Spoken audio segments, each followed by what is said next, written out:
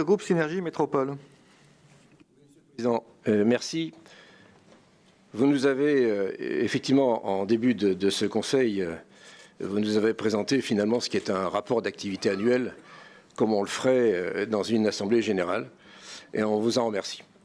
Et par ailleurs, je voudrais dire à nos collègues qui nous ont précédés que le rappel des grandes options politiques est bien naturel, et pour éviter que on ne puisse pas travailler sur ces options politiques et éviter aussi les incantations qui sont répétées. Cela veut dire qu'au sein de cette métropole, il nous faut travailler beaucoup mieux et correctement.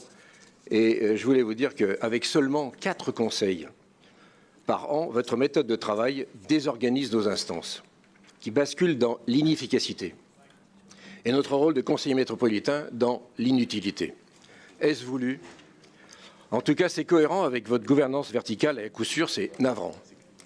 En novembre, nous avons eu une commission permanente famélique. Aujourd'hui et demain, nous avons un conseil métropolitain obèse.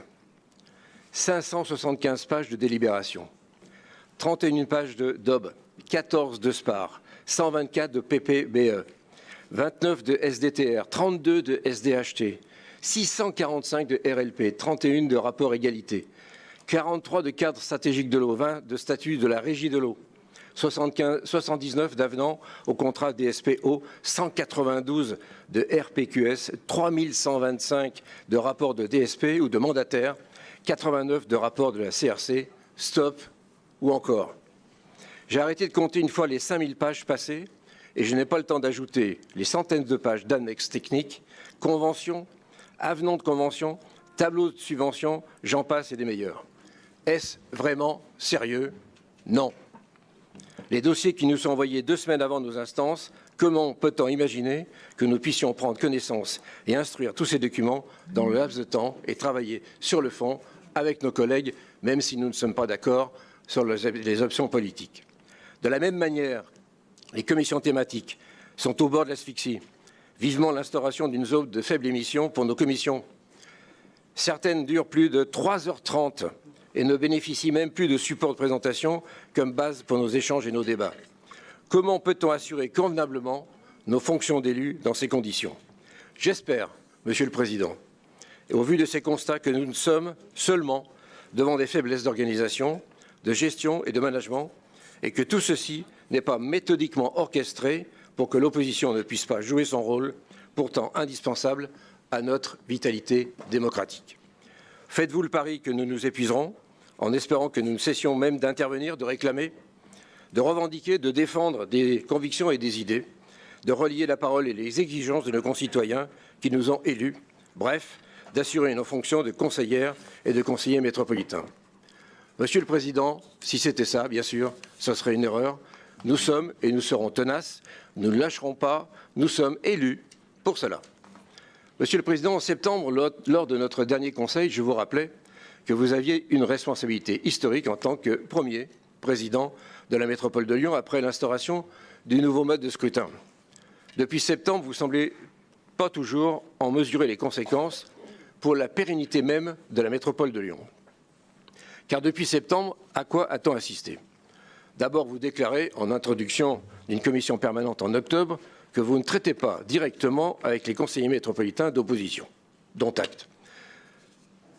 Ensuite, vous tentez une diversion avec les maires en leur annonçant une aide à l'investissement, vous venez d'en parler, pour les équipements publics municipaux lors d'une conférence métropolitaine récente, dont, outre l'enveloppe annuelle fort limitée à 10 millions d'euros, qui tient presque de l'obol, quand on sait les grands sujets et les grands besoins des métropoles dans la périphérie de Lyon qui vont arriver des centaines et des milliers de familles, on découvre au détour d'un échange en commission la semaine dernière qu'il ne s'agira pas et que d'un jeu de vases communicants sur le plan budgétaire et pas d'une enveloppe nouvelle. Dommage, rendez-vous manqué pour les projets en équipement public incontournables dans les communes et pour leurs habitants. Et pourtant, quand nous travaillons ensemble, nous trouvons des solutions acceptables grâce à des efforts de tous.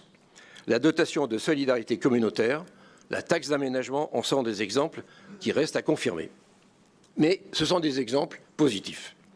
Au passage, nous attendons toujours une réponse au courrier en date du 12 juillet dernier co-signé par 5 présidents de groupe, où nous requérions que vous transmettiez à l'ensemble des conseillères et conseillers métropolitains dans les plus brefs délais la liste de l'intégralité des projets retenus à la PPI de ce mandat, ainsi que les montants individualisés pour leur réalisation, en mentionnant les communes et les circonscriptions concernées. Cette demande a été renouvelée à de maintes reprises au sein de nos instances. Vous ne répondez pas. Pourquoi attendre? Faut-il que nous saisissions la commission d'accès aux documents administratifs pour avoir enfin une communication des documents auxquels nous pouvons légitimement prétendre aujourd'hui? Et je n'insisterai pas, autre sujet récent, sur la manière dont les organisations syndicales parlent de votre gestion. Nous l'avons découvert dans des tracts récents. Tout cela nous semble à milieu des principes fondamentaux de dialogue social de qualité, pourtant réel il y a 18 mois.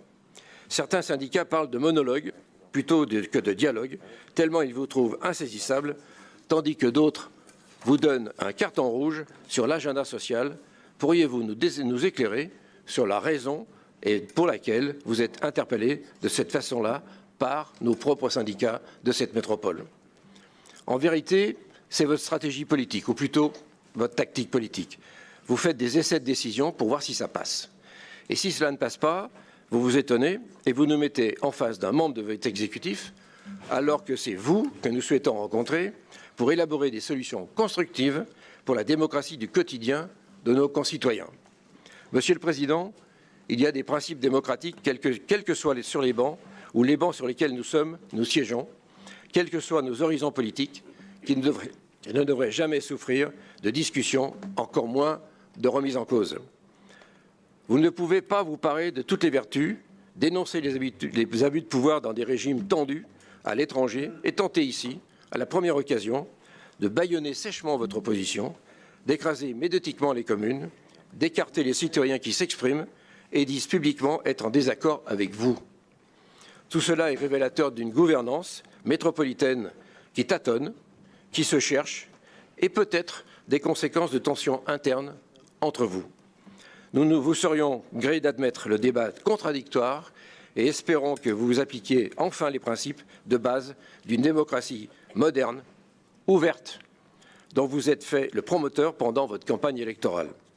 Enfin, et j'en termine par là, Monsieur le Président, souhaitez-vous que l'opposition joue un rôle sur les grands sujets qui marquent l'évolution, l'adaptation de notre métropole à la société actuelle et future, la sécurité, la santé, ça a été rappelé, la mobilité, le cadre de vie et aussi l'économie, l'emploi, l'attractivité à titre d'exemple, et que cette opposition ne soit pas écartée, notamment par défiance, au mépris du respect du pluralisme démocratique et des équilibres politiques issus des élections au suffrage universel